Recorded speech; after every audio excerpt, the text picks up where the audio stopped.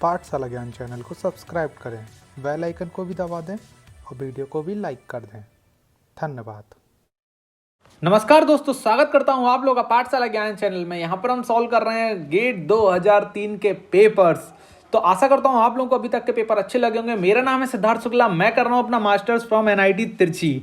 तो अगर अभी तक आपने पाठशाला ज्ञान चैनल को सब्सक्राइब नहीं किया है तो उसे कर लीजिए। और अगर आपको चाहिए अच्छे अच्छे कॉलेज रिव्यूज़ के वीडियो, एमटेक, बीटेक और भी बहुत सारी ब्रांचेस से रिलेटेड, तो आप लोगों को हमारे कॉलेज रिव्यूज़ वाले चैनल सिद्धार्थ लाइव पर वो वीडियोस मिल जाएंगे। तो सिद्धार्थ लाइव को फॉलो कर लो, पाठशाला ज्ञान को फॉलो कर लो, और कोई डाउट हो तो हमें मेल करो। तो चलिए हम लोग अपने वीडियो को स्टार्ट करते हैं।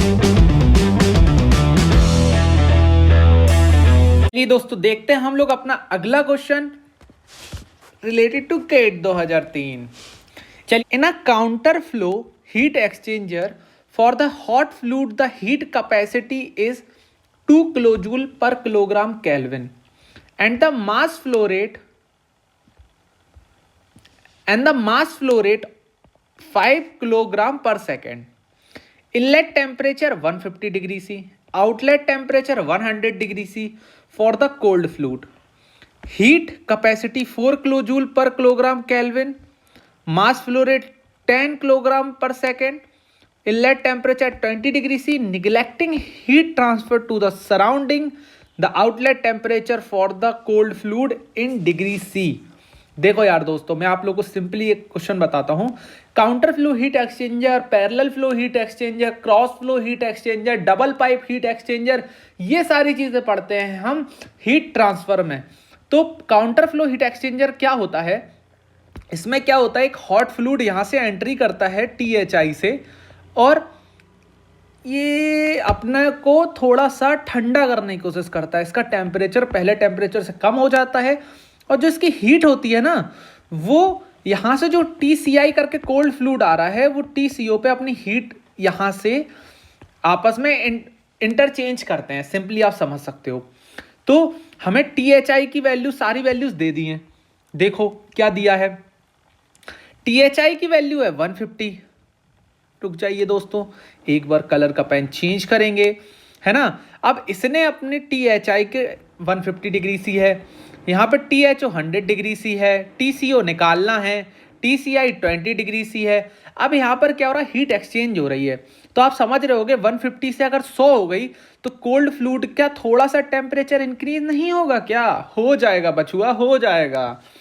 अब हमें सब कुछ दिया हुआ था। अब हमें पता है जो टोटल ट्रांसफर ऑफ हीट है, जो आपस में जो हीट का इंटरेक्शन होगा, देखो अगर किसी ने x हीट दी तो किसी ने x हीट ली, तो टोटल इंटरेक्शन कितना हुआ? 0 हो गया। तो फॉर्मूला लगा दो, MHCH THO minus THE plus MCCPC TCO minus TCI equals to 0। तो MH का क्या दिया हुआ है? MH का दिया हुआ है यहाँ पर 2, आपका दिया है स्पेसिफिक हीट 2, मास flow rate 5, 100 minus 150, T final minus T initial, plus 4 into 10, मतलब स्पेसिफिक हीट 4 हो गई कोल्ड फ्लूइड की, 10 इसका मास फ्लो रेट, TCO मतलब T final minus T initial. Solve करो, आंसर निकालो। Answer will come out to 32.5 degree C. B answer आपका directly यहां से हो जाने वाला है। ठीक है दोस्तों, चलिए अगले क्वेश्चन की तरफ चलते हैं। नेक्स्ट क्वेश्चन क्या कहता है? Next question tells about air flows through a venturimeter and into atmosphere. ठीक है, air density is rho, atmospheric pressure is PA, throat diameter is DT, exit diameter D, exit velocity U. The throat is connected to a cylinder containing a frictionless piston attached to a spring. The spring constant is K. The bottom surface of the piston is exposed to atmosphere. Due to the flow, the piston moves distance x, assuming incompressible frictionless flow is. बहुत अच्छा question है। सही बताऊं, आधे से ज्यादा लोगों से हिला ही नहीं था ये क्वेश्चन, लेकिन आप लोग पाठशाला ज्ञान चैनल पे सिद्धार्थ के साथ इस क्वेश्चन को हिलाओगे, कॉन्सेप्ट को दिमाग में बिठाओगे, और घर को जाओगे। ठीक है, वैसे घर में बैठ के तो आप लोग देख रहे होंगे, और नहीं देख रहे हैं तो घर जाके भी देखिएगा, है ना। आपको कॉन्सेप्ट वैसे एक ही बार में समझ में आ जाने वाला है। तो ये क्या एक बेंचुरी मीटर है। अब यहाँ पर आपको क्या सिंपली समझना है, बेंचुरी मीटर में यहाँ से क्या है, फ्लूइड जा रहा है ना, फ्लूइड जा रहा है, फ्लूइड जा रहा है, जा रहा है, जा रहा है। अब यहाँ पे जो प्रेशर है, यहाँ पे थ्रॉट प्रेशर है, और यहाँ पर जो प्रेशर है वो एटमॉस्फेरिक प्रेशर है। तो यहाँ पे कुछ एक प्रेशर डिफरेंस है। तो प्रेशर डिफरेंस जो है वो यहाँ पर एक फोर्स क्रिएट करेगा, फोर्स क्रिएट करेगा जिसका इफेक्ट हमें स्प्रिंग पे दिखेगा। मतलब हमने एक स्प्रिंग लगा के रखी हुई है, तो जितना फोर्स यहाँ पे अपना इफेक्ट दिखाएगा उतना ही तो स्प्रिंग में चेंज आएगा, है ना, स्प्रिंग फोर्स में चेंज आएगा। तो चलिए आगे करते हैं हम लोग। देखो सबसे पहले देखो समझ लो, हम यहाँ पर लगाने वाले हैं पार्ट 1 में जो है, यहाँ पार्ट 1 और यहाँ पार्ट 2। इसका थ्रोट डायमीटर dt मान लो, प्रेशर मान लो pt, यहाँ पे मान लो v1 इसकी वेलोसिटी, इसकी वेलोसिटी v2 मान लो, d मान लो इसका आउटसाइड डायमीटर, प्रेशर मान लो p एटमॉस्फेयर। शुरू करो। P1 upon rho g plus V1 square upon 2G plus Z1 equals to P2 upon rho g plus B2 square by 2G plus Z2। ये हो गई हमारी बर्नौली इक्वेशन। बर्नौली हो गई। अब आपको बर्नौली में जैसे पता होना चाहिए आई थिंक कि यहाँ पे सिंपली अगर यहाँ पर Z की वैल्यू डेटम हेड की वैल्यू नहीं है तो यहाँ पे 0 हो जाने वाली है, 0 हो गई, है ना। उसके बाद यहाँ पर क्या होने वाला है, यहाँ पर देखो आगे बढ़े, P1 बाई P2 कर लिया, इसको यहाँ ले आए, G से G कट गया, सारे के सारे कट गए। अब यहाँ बच गई P1 minus P2 equals to rho by 2 V2 square minus V1 square. अब हमें पता है कि आपको पता है क्या Q बराबर A इंटू V होता है, तो V क्या हो जाएगा, Q बाई A हो जाएगा। तो बाय दिस फॉर्मूला हमने यहाँ लिख लिया P1 minus P2 upon rho equals to 1/2 Q2 square upon A2 square minus Q1 square upon A1 square. अब आपको पता है क्या कि फोर्स की वैल्यू क्या होती है, फोर्स की वैल्यू होती है F बराबर P1 minus P2 into A। होती है कि नहीं होती भाई लोग, होती है ना। तो अगर ये फोर्स की वैल्यू है, इसको हम बराबर कर देंगे माइनस के एक्स के। माइनस के एक्स क्या है, हमारी स्प्रिंग फोर्स है, बराबर लिख लो, है ना। और एरिया कौन सा यूज होगा यहाँ पर, एरिया होगा थ्रोट एरिया, क्योंकि थ्रोट पर लग रहा है ना ये फोर्स, है ना, थ्रोट पे लग रहा है। और वैसे भी जो आपकी P2 की वैल्यू है वो 0 हो जाने वाली है। क्यों हो जाने वाली है, क्योंकि जो P2 है वो एटमॉस्फेरिक प्रेशर है, तो वो 0 हो जाएगा डायरेक्टली। तो यहाँ पर आपने जब लिखा, सिंपली पूरी इक्वेशन आपने यहाँ से लिखी 1/2, ठीक है। अब आपने रो को मल्टीप्लाई यहाँ करा दिया, ठीक है, और यहाँ पर एक आपने मल्टीप्लिकेशन करा लिया था किसका, AT का।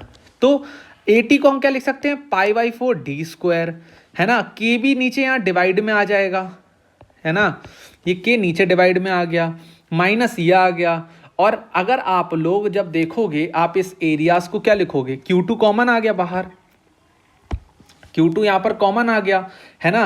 अब जब आप 1/A2 square minus 1/A1 square को सॉल्व करोगे, it will come out to 4। यहाँ पे आप जरा सा देखो, आप जब पूरी इक्वेशंस को ओपन कर दोगे, है ना, जब इसका ऊपर आप क्रॉस मल्टीप्लाई वगैरह कराओगे तो आपका जो π/4 है वो सब कट जाएंगे। तो यहाँ बचेगा 1 माइनस डी की power 4 upon 1 minus D T की पावर 4, ठीक है। सिंपली जब आप इसको ऊपर क्रॉस मल्टीप्लाई कराओगे तो your value will come out to be π8 rho into π/8 into Q square into D की पावर 4 अपॉन डी टी की power 4 minus 1 into D square, ठीक है। ये आपकी पूरी x की वैल्यू निकल कर आने वाली है। x is known as displacement, जो स्प्रिंग में डिस्प्लेसमेंट हुआ, यही आपसे पूछा था। अगला क्वेश्चन देखते हैं। Consider a laminar boundary layer over heated plate, ठीक है। The free stream velocity is u infinity at some distance x from the leading edge, velocity of the boundary layer is del v and thermal boundary layer is del t.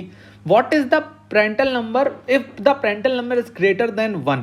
Simple याद रखो, del v upon del t होता है Prandtl की power 1/3। Prandtl का formula भी याद रखो, हम लोग शॉर्ट के लिए याद रखेंगे क्या, म्यू CP/K, ठीक है। अब आपको पता है डेल वी है डेल टी प्रेंटल पावर 1/3 और प्रेंटल जो है वो 1 से बड़ा है। अगर ये 1 से बड़ा है तो डेल वी ग्रेटर देन होने वाला है डेल टी से। सिंपली बात सही है ना। चलिए हो गया। Prandtl if greater than 1 if del V greater than del T, Prandtl less than 1 if del V less than del T, Prandtl बराबर 1 डेल वी बराबर del T. Next question, considering the relationship TdS बराबर du plus PdV, equation given है between the entropy S, internal energy U, pressure P and temperature T and volume V, which of the following statement is correct. कौन सा statement correct होने वाला है? तो देखिए, it is applicable only for a reversible process, गलत है। मैं अभी बताऊंगा ये सारी चीजें क्यों। फॉर एन इरिवर्सिबल प्रोसेस, गलत है। It is valid only for an ideal gas, गलत है। It is equivalent to first law for reversible process, बिल्कुल सही है। देखो क्यों, क्वेश्चन बहुत अच्छा है। देखो ये जो प्रोसेस है वो रिवर्सिबल और इरिवर्सिबल दोनों के लिए लगता है। याद रखना पहली चीज, आपको पता है कि इक्वेशन होती है DQ बराबर DU प्लस DW, आपने देखी है ना। अब देखो यहाँ DQ बराबर DW रिवर्सिबल, ठीक है। DW आपका किसके बराबर हो गया? PdV for closed system, close system के लिए हो गया। और DS बराबर DQ/T होता है बाय द सेकेंड लॉ, तो ये हो गया DQ बराबर TdS। इस वैल्यू को पुट कर दिया तो TdS बराबर DU प्लस PdV। तो ये फर्स्ट लॉ का भी एक रूप है, फर्स्ट लॉ का एक दिखाने का तरीका है। तो ये फर्स्ट लॉ जैसा दिखता है, पर ये रिवर्सिबल प्रोसेस का इरिवर्सिबल में भी ऐसे ही दिखता है। लेकिन हमारा ऑप्शन इस तरीके से मॉडिफाइड था तो हमें डी ऑप्शन मारना पड़ा। ठीक है दोस्तों, चलिए। In a gas turbine hot combustion product with specific heat CP बराबर 0.98 kilo joule per kelvin, CV बराबर 0.7538 kilo joule per kilogram kelvin, enter the turbine at 20 bar 1500 kelvin at the exit at 1 bar. The isentropic efficiency of the turbine is 0.94. The work developed by the turbine per kg of the gas flow is। क्या question था? हवा नहीं लगी होगी अभी तक आपको। Simply समझो, पहले मैं आपको समझाता हूं। यहां पर ये देखो, यहां पर क्या हमें ऑलरेडी पहले CP और CV की वैल्यू दे दी। अभी आपको समझ में आएगा CP और CV की वैल्यू क्यों दी है, क्योंकि one of the best question ever asked in GATE है ये। क्योंकि आधे से 90% लोगों के होश उड़ गए थे, है ना, उनके ऑप्शन के आंसर ही मैच नहीं कर रहे थे। अभी आपको समझ में आएगा इसका लॉजिक क्या था। प्रेशर हाई कितना है? 20 बार। प्रेशर लोअर कितना है? 1 बार। Efficiency, isentropic efficiency 0.94। देखो ये है एक टाइप की Brayton cycle. Brayton cycle is a type of air cycle, है ना, जो हमारे हवाई जहाज या एरोप्लेन्स में लगती है। अब यहाँ से 1 से 2 क्या लगा होता है? कंप्रेसर। 2 से 3 क्या होता है? Heat addition. 3 से 4 क्या होता है? टरबाइन। 4 से 1 क्या होता है? Heat rejection. तो यहाँ पर क्या होने वाला है, यहाँ पर हमें टेम्परेचर दिया है 3 का, कितना दिया है? 1500 केल्विन। T4 का पूछा है, ये प्रेशर दिया है हमें 20 बार, ये प्रेशर दिया हमें 1 बार। और आइसेंट्रोपिक एफिशिएंसी क्या है? देखो हमारी जो साइकिल है हमें पता है आइडियल तो है नहीं, एक्चुअल है, ठीक है। तो अगर जब एफिशिएंसी ऑफ टरबाइन पूछा जाए, that is nothing but ideal upon actual. आपको पता है कि जब आइडियल साइकिल काम करेगी तो वर्क ज्यादा निकालेगी। टरबाइन क्या करता है? पॉजिटिव वर्क देता है। कंप्रेसर में यही चीज देखोगे ना तो आइडियल अपॉन एक्चुअल हो जाता है। क्यों? क्योंकि आपको पता है कंप्रेसर में यार, कंप्रेसर ज्यादा वर्क खाता है तो एफिशिएंसी तो हमेशा 1 से कम होती है ना। तो एक्चुअल अपॉन आइडियल होता है कंप्रेसर के लिए, टरबाइन के लिए होगा एक्चुअल अपॉन आइडियल। तो अब हमें टरबाइन का लिखना है ना। तो पहले हम क्या करेंगे? T3/T4 P3/P4 n-1/n। अब बहुत सारे लोग तो यही कंफ्यूज होंगे कि n-1/n क्यों लिया भैया, यहाँ तो गामा -1 गामा होता है। बिल्कुल होता है। अगर गामा की वैल्यू 1.4 पहले से दी गई हो या बोला कि हमने एयर लिया है, पर यहाँ पर हमें CP और CV की वैल्यू दी है, तो n बराबर CP/CV निकालो, 0.98 अपॉन 0.7538, वैल्यू आ गई 1.3। पुट करो 1.3 माइनस 1/3, T4 की वैल्यू निकल आई 751.37 केल्विन। अब एक्चुअल वर्क कितना निकलेगा? ये निकलेगा आपकी जो CP की value, CP into delta T into isentropic efficiency. निकालोगे 698.64 किलो जूल पर केजी आपका आंसर आ जाने वाला है। ठीक है दोस्तों, आंसर कितना हो जाएगा? ए। चलो अगले क्वेश्चन की तरफ बढ़ेंगे बिना किसी देरी के। An automobile engine operates at a fuel air ratio of 0.05, the volumetric efficiency of 90% and indicated thermal efficiency of 30%. Given that the calorific value of the fuel is 45 megajoule per kg and the density of air at intake is 1 kilogram per meter cube, the indicated mean effective pressure for the engine is। आशा करता हूँ आप लोगों को question अभी तक समझ में नहीं आया होगा बिल्कुल नहीं आया होगा, सॉरी बात, क्योंकि मैं सब पढ़ देता हूँ, अपने लिए भी पढ़ना पड़ता है मुझे थोड़ा सा। ठीक है, तो देखो क्या है इसमें, हमें फ्यूल बाई एयर रेशियो दिया है 0.05, वॉल्यूमेट्रिक एफिशिएंसी दी है हमें 0.9, ठीक है, इंडिकेटेड थर्मल एफिशिएंसी दी है 0.3, कैलोरीफिक वैल्यू दी है 45 मेगाजूल पर केजी, डेंसिटी ऑफ एयर दिया है 1 किलोग्राम पर metre cube, the indicated mean effective pressure for the engine. हमसे क्या पूछा है? मीन इफेक्टिव प्रेशर पूछा है, पीएमईपी। बहुत अच्छा क्वेश्चन है, बहुत बेहतरीन क्वेश्चन है, बहुत सारे लोगों से ये क्वेश्चन भी नहीं मिला था गेट 2003 में, तो हम बना लेंगे। हम कैसे बनाएंगे? अपने ट्रिक से बनाएंगे। ठीक है, आपको पता है फ्यूल बाई एयर रेशियो अगर 0.05 दिया है और वॉल्यूमेट्रिक एफिशिएंसी आपको 0.90 दी है, तो सबसे पहले क्या करो आप, वॉल्यूमेट्रिक एफिशिएंसी क्या होती है? Volume actually upon volume swept. तो वॉल्यूम एक्चुअल कितना आ जाएगा? वॉल्यूम एक्चुअल आ जाएगा 0.9 इंटू VS आ जाएगा, यह आ गया। मास ऑफ एयर कितना है? MA इक्वल टू कितना होता है? रो ए इंटू VAC होता है, क्योंकि आपको पता है रो बराबर क्या होता है? M/V होता है ना, हो गया। तो MA की वैल्यू, रो ए की वैल्यू, VAC की वैल्यू। अब समझो V एक्चुअल की वैल्यू कितनी है? 0.9 VC है ना। रो ए की वैल्यू हमें दी गई है पेप क्वेश्चन में, है ना, रो एयर दिया है 1 किलोग्राम पर मीटर क्यूब, तो यहाँ से MA की वैल्यू निकल आई। अगर MA की वैल्यू निकल आई है ना, तो MA बाई MF से MF की वैल्यू निकल आएगी, which is come out to 0.0045 VS, है ना, ये देखो इससे। उसके बाद आपको पता है इंडिकेटेड थर्मल एफिशिएंसी होती है indicated power upon m.f into CV, calorific value. तो IP कितना निकल आएगा? m.f into CV into efficiency of thermal, है ना। और IP किसके बराबर होता है? IP is equal to pressure of mean effective into swept volume. तो हमें क्या करना है? इन दोनों को बराबर कर देना है बस। जैसे ही बराबर करोगे तो आपको पता है कि आपका जो यहाँ पर जो VS है वो यहाँ पर जब आप m.f में VS रखोगे 0.045 इंटू VS, तो ये VS कट जाएगा। एफिशिएंसी ऑफ थर्मल 0.30 है, CV की वैल्यू 45 मेगाजूल पर केजी है, तो प्रेशर ऑफ मीन इफेक्टिव कितना हो जाने वाला है? 6.075 bar. Answer will come out to be A. ठीक है, अगला क्वेश्चन देखेंगे। For an engine operating on air standard Otto cycle, the clearance volume is 10% of the swept volume, the specific heat ratio of air is 1.4, the air standard cycle efficiency is। देखो आप लोगों के एक आपके काम की बात बताता हूं, याद रखो कि ऑटो साइकिल की एफिशिएंसी हमेशा 60, 61, 62 के आसपास ही होती है। 59 की रेंज से लेकर 62 की रेंज के होते हैं। ये इसलिए बता रहा हूं कि गेट में तो ये चीज़ काम नहीं कर पाएगी, पर अगर आप कोई और SSC वगैरह का एग्जाम देने जा रहे हो तो वहां आपको ये चीज़ जरूर देखने को मिलेगी कि जहां पे 3 वैल्यूज 50 के आसपास की होंगी और एक वैल्यू 60 के आसपास की होगी। 60 वाली मार दीजिएगा बिना सॉल्व करे, ठीक है। कैलकुलेटर वहां मिलता नहीं है तो दिक्कत होती है। चलिए, ये बोल रहे हैं कि जो क्लियरेंस वॉल्यूम है is 0.1 of VS, 10% of swept volume है ना। स्पेसिफिक हीट रेशियो गामा दे दिया 1.4, एफिशिएंसी पूछ रहे हैं।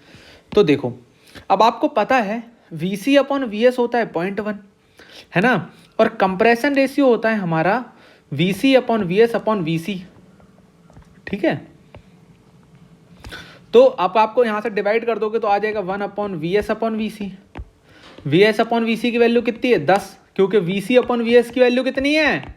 0.1, तो 1 + 10 11, 1 minus 1 upon R gamma minus 1, 1 minus 1 upon 11, 1.4 minus 1, answer will come out to 61.7%। आशा करता हूं आप लोग कर रहे होगे बहुत ज्यादा एंजॉय, तो लाइक ठोक दीजिए वीडियो को भाई साहब, ठोक दीजिए। The centrifugal pump running at 500 RPM, एक सेंट्रीफ्यूगल पंप था, ठीक है, 500 आरपीएम पे घूम रहा था। उसकी maximum efficiency is delivering a head of 30 metre.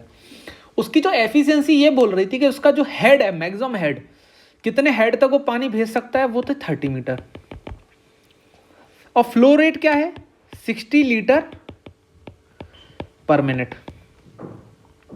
अब बोल रहा है कि उसने क्या किया, उसी सेंट्रीफ्यूगल पंप की जो आरपीएम था उसको 1000 कर दिया।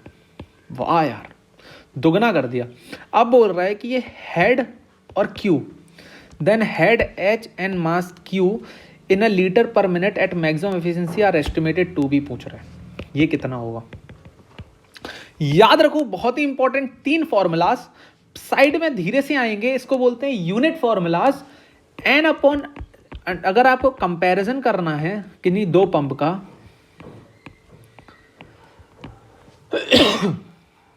आई एम सॉरी,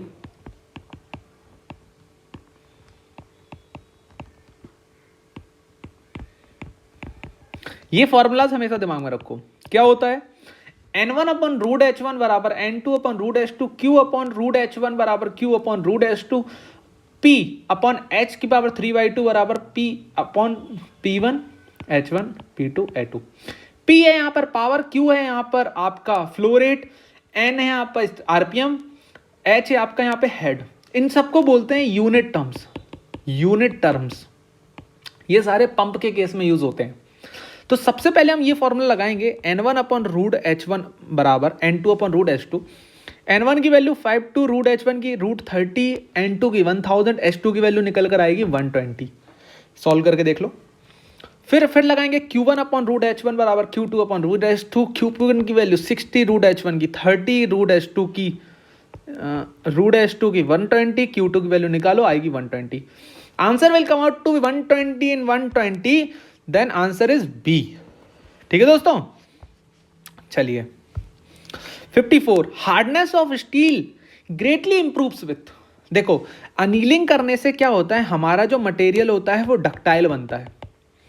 तो हार्डनेस तो बढ़ ही नहीं सकती अगर मटेरियल डक्टाइल है, तो ये गलत हो गया। Cyaniding is a right answer, where we use a NaCN।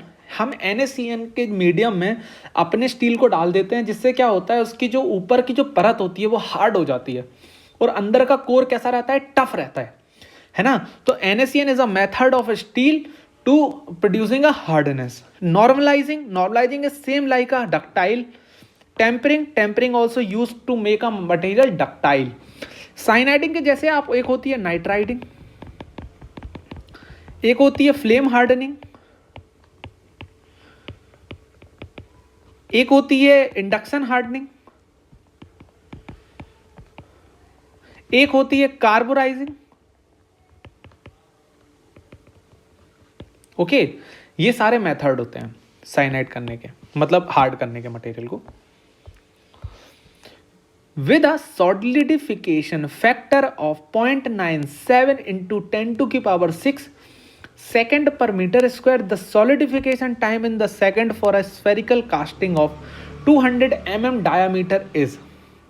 देखो सिंपल सी बात है, यहाँ पे एक इक्वेशन लगती है, कास्टिंग का क्वेश्चन है, सिंपल सा, इस कास्टिंग सॉरी कास्टिंग का क्वेश्चन है।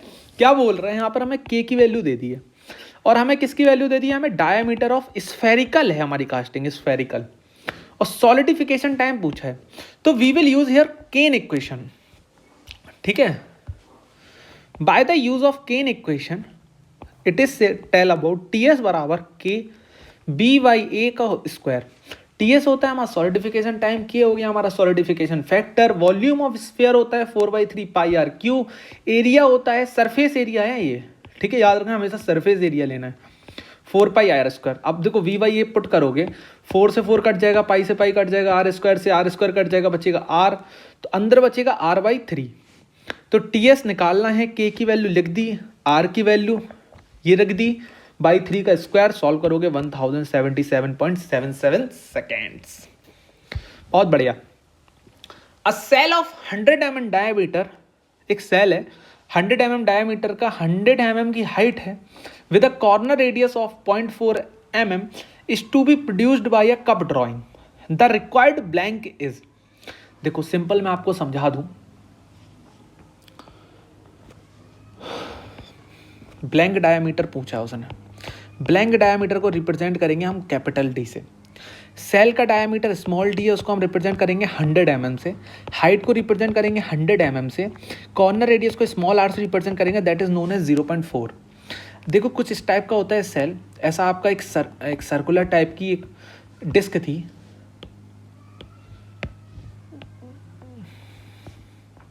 आई एम सॉरी थोड़ा सा, एक 100, देखो एस टाइप की ना एक डिस्क थी, ठीक है, डिस्क है ऐसे। अब इससे आपने ये प्रोड्यूस किया है, ठीक है, इसकी हाइट दे दी है, इसका डी दे दिया है, इसकी कॉर्नर रेडियस यहाँ पर कॉर्नर्स में होती हैं, ठीक है, ये जो ये इसकी ना ये जो कॉर्नर रेडियस है, इसके कॉर्नर से ये कॉर्नर रेडियस बनती है आर, ठीक है, याद रखना ये। अब कॉर्नर रेडियस से ही रिलेटेड होता है पूरा formula. If corner radius D greater than 20 R, then we use the formula this one. If our corner radius 15 r d और 20 r के बीच में लाई करती है, then formula is under root d square plus 4dh minus 0.5 r, ठीक है, simply आप ये समझ लो, है ना। तो उसके लिए हम यहाँ पे क्या करेंगे, हम यहाँ पर हमें पता है, देखो d की वैल्यू 100 mm है, कॉर्नर रेडियस की वैल्यू दी है इन्होंने यहाँ पर आपको 0.4, तो ये तो 80 mm होने वाली है, तो ऑब्वियसली ये फॉर्मूला लगेगा, ये फॉर्मूला लगेगा। तो डी की स्क्वायर की value 100 square plus 4 into 100 into 100, D की वैल्यू 100, एच की वैल्यू 100, सॉल्व करोगे 223.606 mm आंसर आने वाला है। आंसर विल मान लेंगे हम 224 अप्रॉक्सीमेटली। बहुत बढ़िया। A brass billet is to be extruded from its initial diameter of 100 mm to a final diameter of 50 mm. The working temperature of 700 degree C and the extrusion constant is 250 MPa. The force required for the extrusion is. Question समझ में आया? नहीं आया? समझाएंगे। कौन समझाएंगे? सिद्धार्थ भैया समझाएंगे। ठीक है, कोई दिक्कत नहीं है। डी इनिशियल कितना है? 100 mm। डी फाइनल कितना है? 50 mm। टेम्परेचर का कोई काम नहीं है, याद रखो यहाँ पे। एक्सट्रूजन कांस्टेंट के मान लो 250 MPa। अब क्या पूछा है? फोर्स पूछा है। फोर्स का फॉर्मूला डायरेक्ट होता है। Formula is like this one, K into A I मतलब जो इनिशियल डायमीटर था उससे जो एरिया बन रहा था ln AI अपॉन AF। ठीक है, AI को लिख लोगे π/4 square DI square, ln DI square upon DF square, क्योंकि π/4 यहाँ से आपके जो होंगे वो कट जाएंगे। वैल्यू देखो 250 आपका कांस्टेंट की वैल्यू इंटू π/4 इंटू 0.1 का स्क्वायर, ln 0.1 अपॉन 0.05 का स्क्वायर, सॉल्व करोगे तो answer will come out to 2.717 mn या 2.72 mm। ये फॉर्मूला हमेशा एक्सट्रूजन के केस में यूज होगा क्योंकि एक्सट्रूजन का क्वेश्चन था। ठीक है, पर अगर वायर ड्राइंग का क्वेश्चन आए कभी और सेम वैल्यूज को रिपीट कर दे तो याद रखना वैल्यू एक्सट्रूजन में और वायर ड्राइंग में सिर्फ एरिया का अंतर होता है। वायर ड्राइंग में हम फॉर्मूला में सिर्फ फाइनल एरिया लेते हैं और एक्सट्रूजन में हम लोग इनिशियल एरिया लेते हैं, बस इतना ही अंतर है। ठीक है दोस्तों, आशा करता हूं आप लोगों को थोड़ा सा कुछ आइडिया लगा होगा। A metal disc 20 mm diameter is to be punched from a sheet of 12 mm thickness। क्या है? डिस्क कितने की है? 20 mm की है, 2 mm की थिकनेस दी है। Punch and die clearance is 3% और पंच डायमीटर पूछ रहा है, तो याद रखो पंच डायमीटर का फॉर्मूला हो जाएगा स्मॉल डी बराबर blank D minus 2 into thickness, percentage of thickness. तो परसेंटेज कितना दिया है? 3% क्लियरेंस दिया हुआ है। ठीक है, तो 20 माइनस 2 इंटू 3/100 इंटू थिकनेस का परसेंटेज बोला है 19.88 mm। एक और आसान सी समझो, पंचिंग अगर कभी ऑपरेशन बोले कि यार पंचिंग ऑपरेशन हो रहा है, तो पंचिंग ऑपरेशन में जो पंच का जो साइज होता है वो साइज ऑफ होल के बराबर होता है और जो डाई होती है वो पंच प्लस 2 टाइम्स क्लियरेंस होता है। और प्लैंकिंग में जो पंच होता है वो डाई माइनस 2 टाइम्स क्लियरेंस होता है, हमेशा याद रखिएगा आपके लिए, हमेशा मतलब एक ही जैसा है फॉर्मूला, वैसे दोनों सेम ही हैं, बस याद रखने के लिए बता रहा हूँ। अगला question, A batch of 10 cutting tools could produce 500 component while working at 50 rpm with a tool feed 0.25 mm reversible। 10 tool से हमने 500 कंपोनेंट प्रोड्यूस किए हैं, ठीक है, 50 rpm पे वर्क करके, और फीड कितना था 0.25 का था, और डेप्थ ऑफ कट है 1 mm का depth of cut. A similar batch of 10 tools for the same specification could produce 122 component while working at 80 rpm। वही 10 टूल 122 कंपोनेंट बनाते हैं 80 rpm की स्पीड पे, 0.25 की फीड पे और 1 mm की डेप्थ ऑफ कट पे। तो how many component produce one cutting tool at 60। एक कटिंग टूल के लिए अगर एक ही कटिंग टूल हो तो हम कितने कंपोनेंट बना पाएंगे, ये सिंपल सा क्वेश्चन पूछा है। देखो फर्स्ट बैच के लिए कितना था, 10 cutting tools, 500 component, 50 rpm, 0.25 mm पर reversible, depth of 1 mm। Second batch भी पूरा दे दिया। अब हम फॉर्मूला लगाते हैं यहाँ पर सिंपल सा, जो वेलोसिटी होती है वो होती है rpm इंटू फीड रेट, तो 50 इंटू 0.25 12.5 आ गया। V2 कितना हो जाएगा 80 इंटू 0.25 20 mm आ गया। फॉर्मूला लगाओ V1 T1 की पावर n बराबर V2 T2 की पावर n। टूल लाइफ कितनी हो जाएगी, number of component into tool constant, tool constant के मान लो, तो पहले के लिए हो जाएगी 500 के, दूसरे के लिए 122 के। अब यहाँ हम फॉर्मूला लगाएंगे V1 की पावर V1 T1 की पावर n अपन V2 T2 की पावर n। वैल्यूज सारी पुट कर लो, ये लिख दी सारी वैल्यूज, 12.5 इंटू 500 के बाई 10। 10 क्यों किया, क्योंकि एक कटिंग टूल का लिखा है हमने tool life. Same for this, इससे सॉल्व करोगे n की वैल्यू कम आउट टू 0.33। अब 60 rpm के लिए बोला है, फीड रेट वही रखा है 60 इंटू 0.25 15 mm पर मिनट आ गया। फॉर्मूला लगाया 12.5 500 k बाई 10 की पावर 0.3 बराबर 15 n1 इंटू के की पावर 0.33। n निकाल लिया, कितना आ गया, यहाँ से n की वैल्यू हमने कितनी निकाल ली, n1 की वैल्यू 50 अपॉन 1.73 29 अप्रॉक्सीमेटली। अगला question, A threaded nut of M16 ISO metric type having 2 mm pitch with a pitch diameter 14.701 mm is to be checked for its pitch diameter using 2 or 3 number of balls or rollers of the series। किस series क्या है, pitch कितनी दी है 2 mm दी है, pitch diameter दिया है हमारा 14.701 mm, ठीक है। अब हमें पिच डायामीटर 2 और 3 नंबर ऑफ बॉल्स और रोलर से यूज़ करना, तो सीरीज़ बताना है। लगा दो फॉर्मूला, P पता है हमें, D हमें पता है। याद रखो जब 2 और 3 नंबर ऑफ सीरीज़ या यूज़ होती है तो आपका जो एंगल आता है वो 60 डिग्री होता है, 2 थीटा, तो थीटा आ गया 30 डिग्री। फॉर्मूला लगाओ D बराबर P/2 sec theta by 2, 2/2 sec theta by 2 1.155 mm। तो roller of 1.155 mm dia is used, ठीक है। आंसर है ये भी। आशा करता हूं कि आप लोगों को ये पूरी वीडियो बहुत अच्छी लगी होगी और आप लोगों ने बहुत अच्छे से गेट के क्वेश्चन को एंजॉय किया होगा। नहीं किया है तो अगली बार कर लेना, वैसे करना तो चाहिए था, मैंने तो कराया पूरा, है ना। तो लाइक शेयर सब्सक्राइब तो आप लोगों का बनता है कि नहीं बनता बॉस, हैं?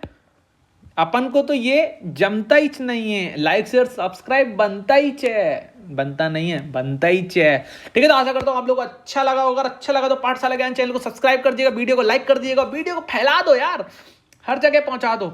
लाल कलर का वहां पे ऐसे सब्सक्राइब का बटन दबाना होगा, उसको क्लिक कर देना। बाकी जुड़े रहो, बने रहो। कोई भी डाउट हो तो हम लोगों को हमारे ऑफिशियल मेल आईडी पर मेल करो। अगर आप लोग हमारे साथ जुड़ना चाहते हो तो आप हमारी फेसबुक इंस्टा लिंक के थ्रू हमारे साथ भी जुड़ सकते हो, डाउट्स पूछ सकते हो। हमारे टेलीग्राम चैनल को भी फॉलो कर लो, वहां से भी आपको आपका ये जो PDF वगैरह है ये सारा वहां से पूरा मटेरियल आपको मिल जाएगा, ठीक है दोस्तों। बने रहना है, जुड़े रहना है, देखते रहना है आपके भाई का।